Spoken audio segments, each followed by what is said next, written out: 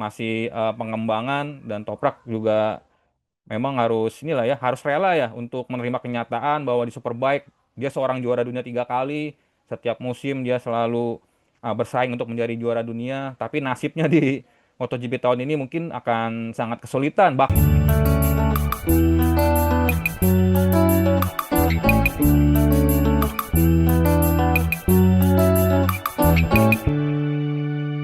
Nah, ngomong-ngomong soal MotoGP, nih kita akan mengulas lebih dalam, utamanya soal MotoGP Thailand 2026 yang dimulai hari ini. Kita akan berbincang dengan salah satu pengamat kondang MotoGP ya. Ini ada Bung Henry Wibowo. Selamat pagi Bung Henry. Selamat pagi Bang Henry, langganan nih. Pagi, Bang Arung, wah.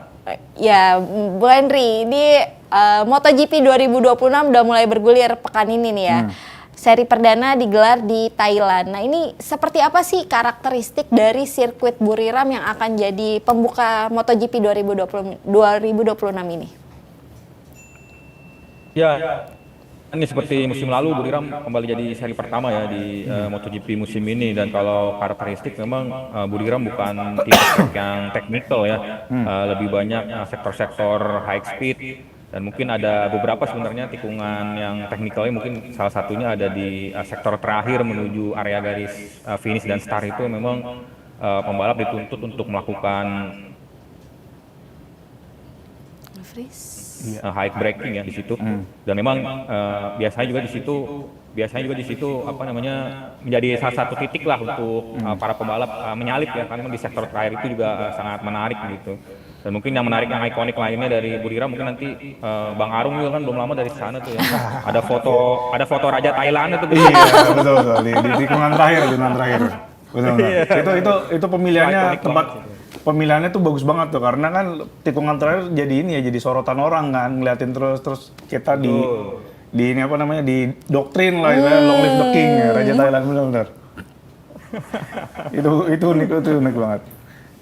Nah, ini kan juga Marc Marquez tercatat sebagai pembalap yang paling sering menang ya di MotoGP di Thailand ya, 3 kali, 2018, 19 tahun lalu. Nah, gimana kansnya dia sekarang nih? Kemarin kan ketika di sesi terakhir tes pramusim dia peringkat 12 kalau nggak salah ya kan. Nah, ini gimana nih Bung Henry melihat peluangnya Marc Marquez minggu ini? Ya, Marc Marquez kalau kita bicara di tes pramusim kemarin di Thailand, dia sendiri bilang memang dia belum maksimal ya, dan bahkan saat memulai hari pertama itu dia sempat punya masalah pada pencernaan atau apa gitu, sehingga memang dia ini ya tidak maksimal, dan bahkan saat dia melakukan simulasi balapan kemarin pun dia juga sempat crash kan di Buriram. Jadi sebenarnya potensi sebenarnya seorang Marc Marquez di Buriram tidak terlihat di tes pramusim yang kemarin. Dan kalau menuju balapan Buriram di tahun ini, tentu Marc Marquez jika ya dia dalam kondisi fit tadi, tentunya juga Marc Marquez masih menjadi favorit. Dan apalagi kemarin saat press conference, Marc Marquez juga sudah bilang bahwa dia yang menarik adalah dia akan kembali menggunakan paket aerodinamika di tahun 2024 ya, yang artinya ini paket aerodinamika yang cukup yang sudah lama ya, 2 tahun yang lalu, tapi dia bilang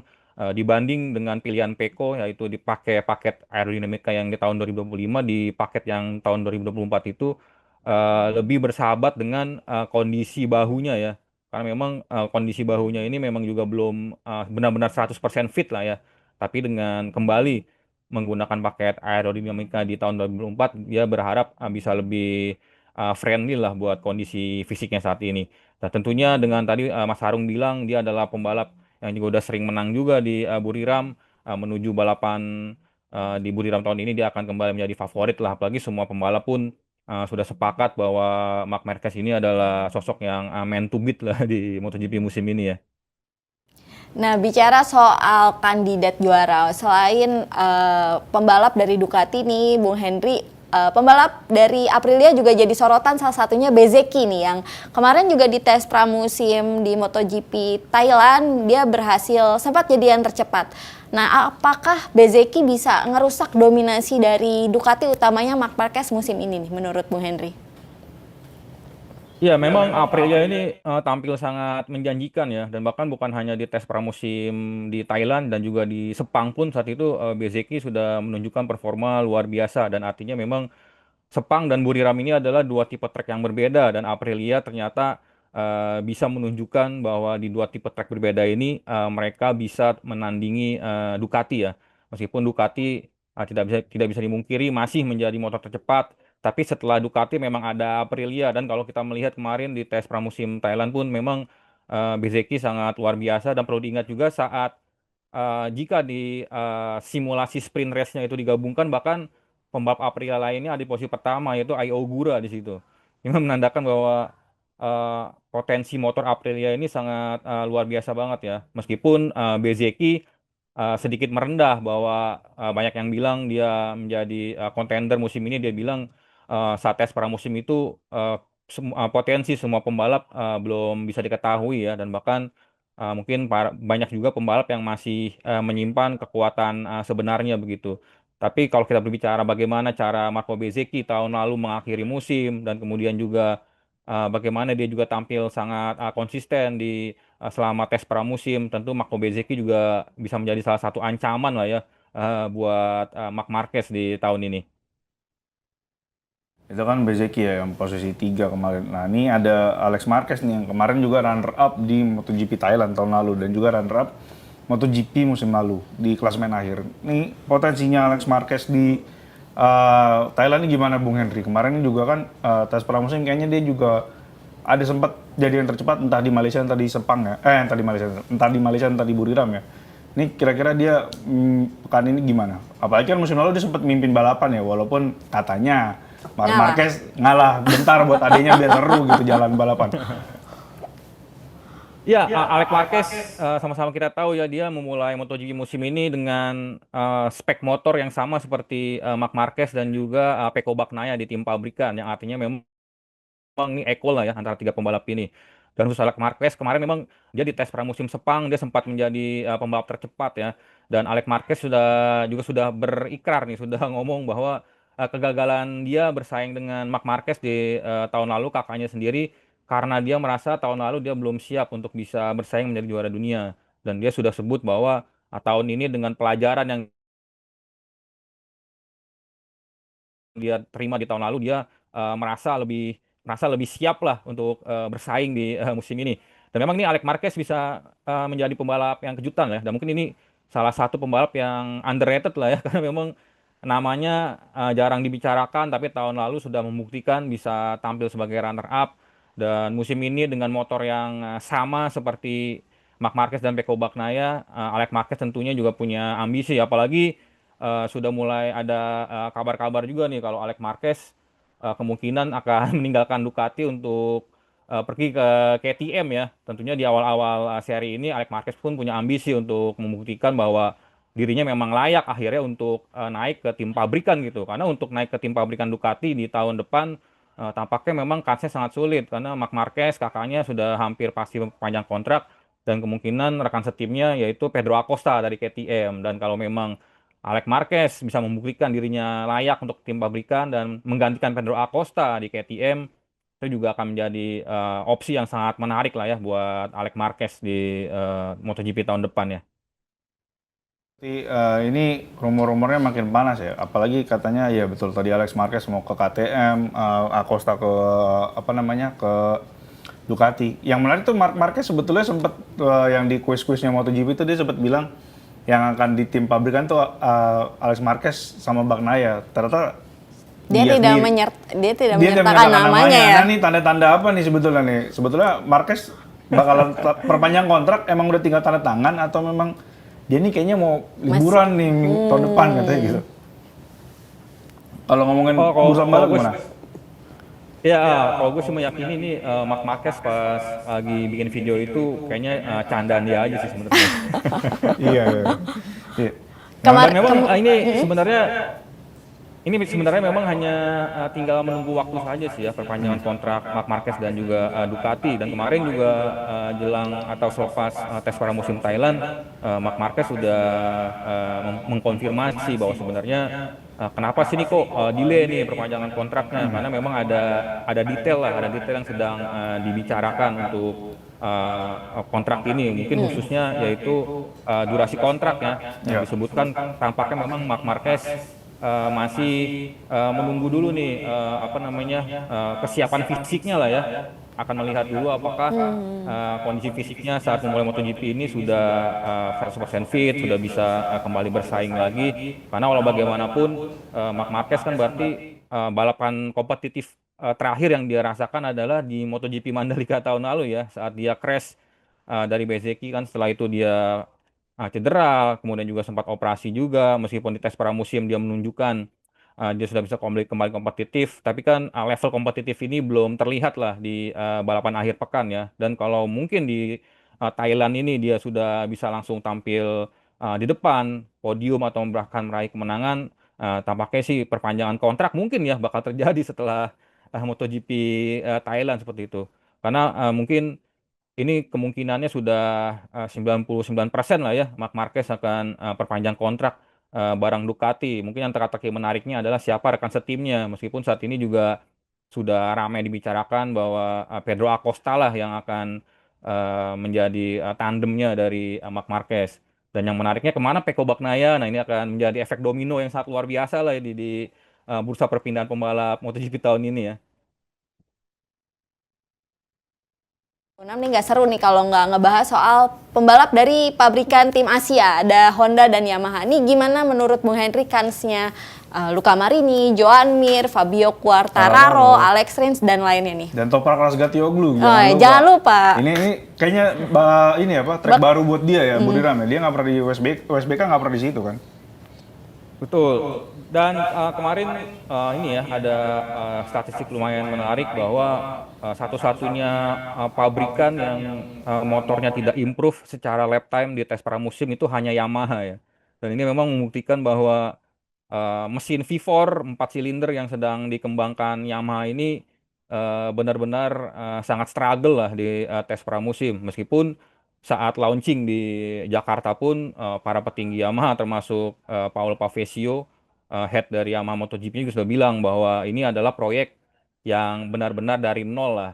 Tapi masalahnya apakah motor yang sangat tanda kutip nih sangat struggle ini cukup membuat Fabio Quartararo sabar, ada Alex Rins di sana, ada Toprak, ada Jack Miller, dan mungkin yang khususnya sangat sangat cemas itu sebenarnya Fabio Quartararo sih, karena memang ini pembalap ini potensinya sangat luar biasa. Dan bahkan kemarin saking skeptisnya seorang Fabio Quartararo, dia bilang tahun lalu dengan motor yang inline 4 yang 4 silinder sebaris itu dia masih bisa pole position, masih bisa beberapa podium di sprint race, meskipun di main race-nya dia masih jelek. Nah tahun ini dia bilang dengan motor V4, waduh gua kayaknya pole position aja udah nggak bakal bisa, begitu kan. Ini menandakan bahwa ini gap motornya ini sangat sangat jauh banget lah ya. Dan mungkin yang paling yang paling suenya lagi adalah ini si Toprak nih. Toprak ini dia datang di momen yang sangat tidak tepat lah ya, bisa dibilang seperti itu ya, saat Yamaha beralih mesin dari inline 4 ke V4, dan kemudian juga dia juga harus beradaptasi dengan motor Ducati dengan bahan Michelin khususnya, karena di Superbike dia menggunakan Pirelli, dan ini akan sangat perjuangan yang luar biasa lah ya. Dan bahkan kemarin Fabio Quartararo pun sudah sempat memberikan nasihat juga buat Toprak, intinya ya sabar-sabar aja lah, ini musim debut ya kan, motornya juga masih pengembangan, dan Toprak juga memang harus inilah ya, harus rela ya untuk menerima kenyataan bahwa di Superbike dia seorang juara dunia 3 kali, setiap musim dia selalu bersaing untuk menjadi juara dunia, tapi nasibnya di MotoGP tahun ini mungkin akan sangat kesulitan, bahkan ya untuk bisa finish top 15 atau menjadi meraih 1 poin pun ini akan menjadi perjuangan yang cukup berat banget lah ya untuk Toprak. Dan kalau tadi kembali lagi ke pertanyaan tentang Honda ya, ini juga mungkin Honda adalah pabrikan yang sangat menarik lah ya, dan semoga bisa memberikan kejutan karena improvement sudah terlihat di motor Juan Mir dan juga Luca Marini, meskipun tampaknya memang level dari Honda ini belum bisa untuk menandingi Ducati atau Aprilia, tapi setidaknya untuk berusaha fighting lah untuk semakin mendekat dengan KTM. Honda memiliki potensi lah ya.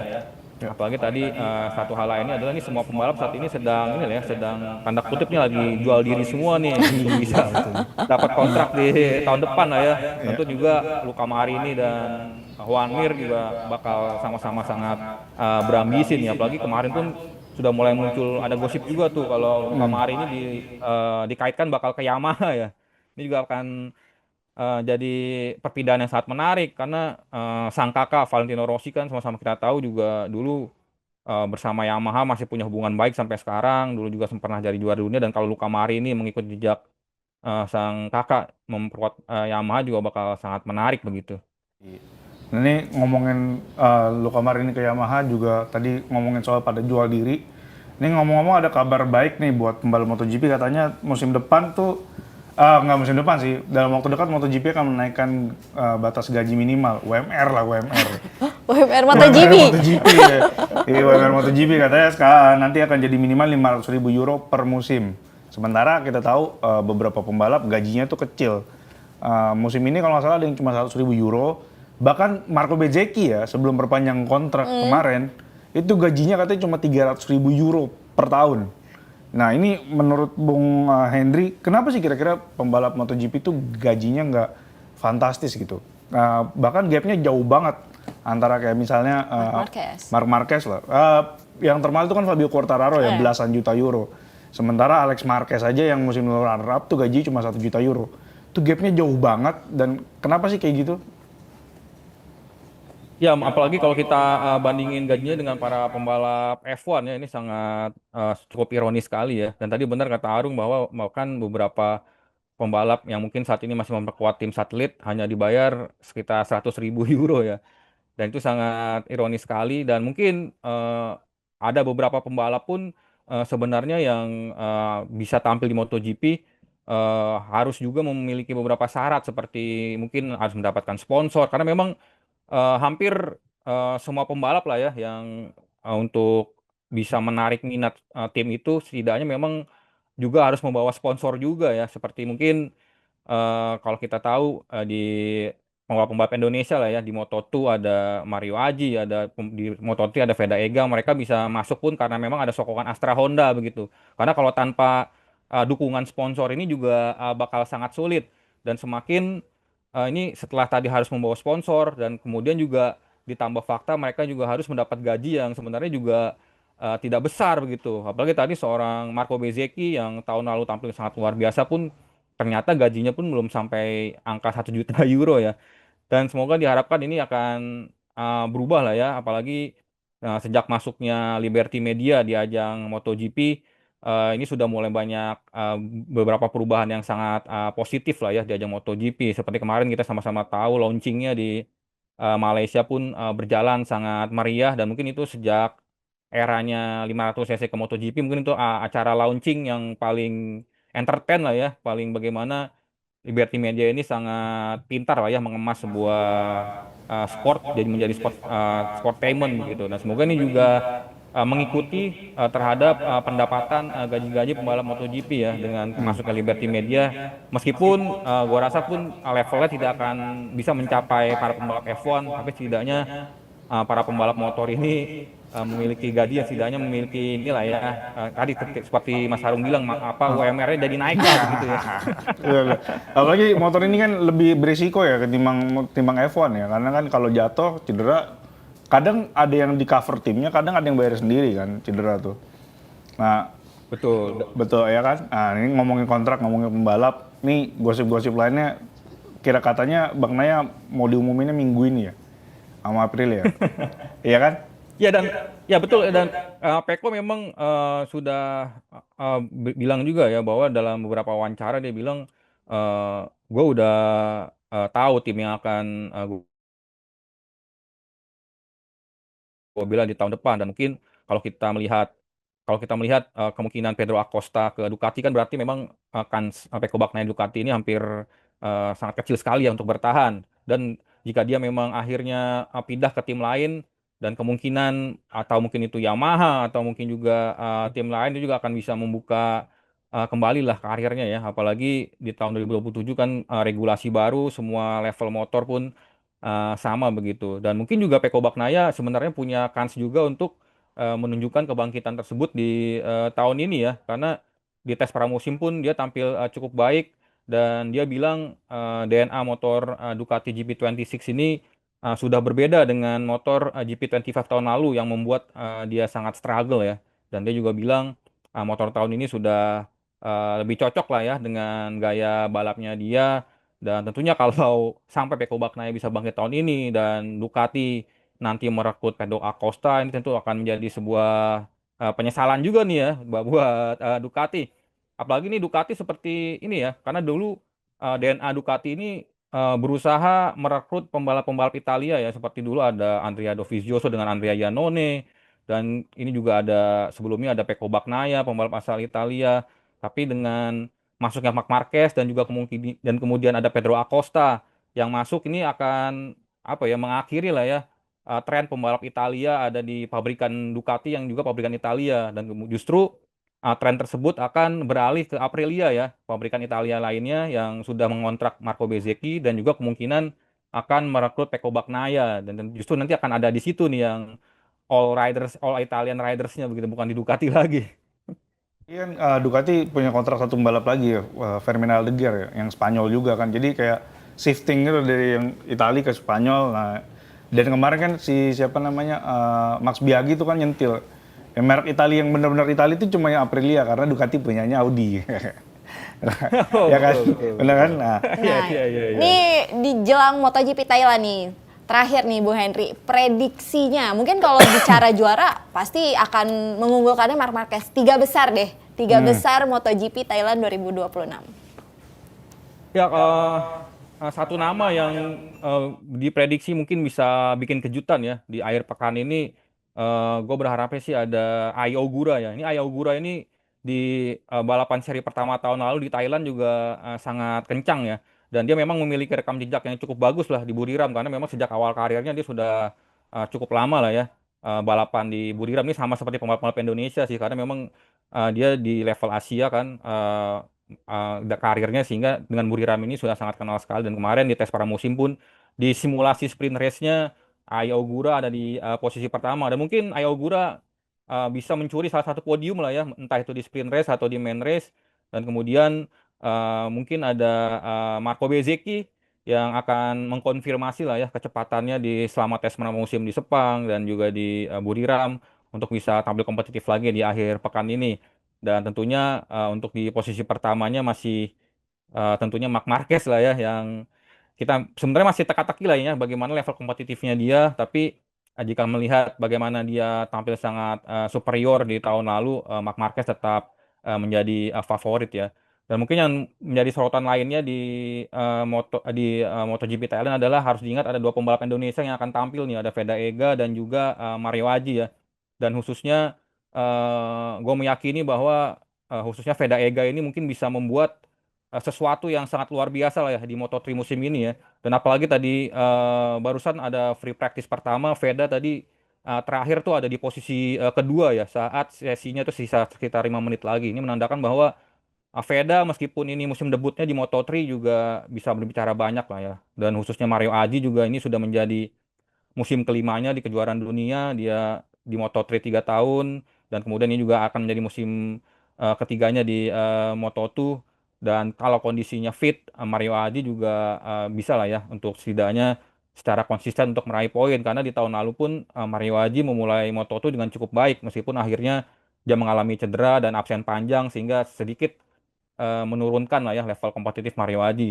Dan kalau memang Mario Adi bisa tampil kompetitif di Moto2 musim ini, bukan tidak mungkin di tahun depan dia akan dilirik ya oleh tim-tim MotoGP, karena sebenarnya linknya sudah ada nih antara Astra Honda dengan LCR Honda. Itu kan sebenarnya kedekatannya sudah sangat luar biasa. Dia sebenarnya tinggal bakat pembalapnya aja nih. Kalau memang Mario Adi sudah siap, tampaknya juga LCR Honda akan tidak berpikir 1000 kali lah ya untuk mengambil Mario Aji di MotoGP. Apalagi Indonesia ini juga negara dengan pasar yang sangat luar biasa di MotoGP. Tentunya Dorna juga sangat menanti-nantikan begitu ada pembalap Indonesia yang bisa tampil di MotoGP gitu.